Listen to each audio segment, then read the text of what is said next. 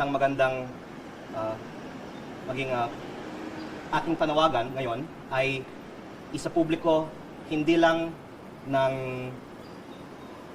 gobyerno ang final report ng ICI, kung hindi, nananawagan po ako na isa-publiko ng ICI ang transcript ng lahat ng mga sessions nila. Dahil ito po ay needed now that there does not seem to have been closure on the flood control investigations. Hindi kasalanan to ng ICI. They mean the best, but they cannot really accomplish their job because dahil wala silang immunity at wala din silang sapat na resources, takot sila na babalikan sila. Until earlier this year, inaasahan pa kasi na ipapasa ng Kongreso yung ICI bill para tuloy-tuloy ang mga investigasyon ng ICI. Pero dahil tigil na ang ICI, yung mahigit kumulang 40 na mga contract hires ng ICI ay mawawalan na rin ng trabaho by tomorrow.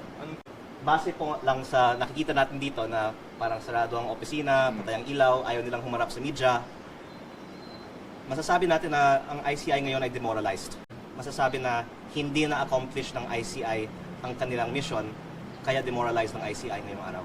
There's no spin that can be made that the ICI has accomplished its task and thus is ending its term. The ICI is prematurely being cut short today. Ba't kaya?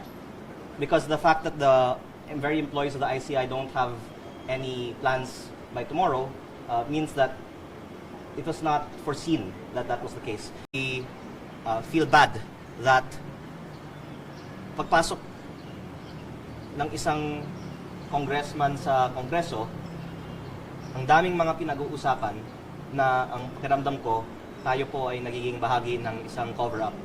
At kaya din ako nandito ngayon dahil gusto ko sanang huwag malimutan ng taong bayan ang issue ng flood control at lahat ng mga tao na nananawagan para sa transparency at accountability sa nakaraang taon ay magbigay din ng kanilang mga pahayag ngayon tungkol sa closure ng ICI at anong gagawin natin ngayon na wala pang findings sa mga investigations na ito.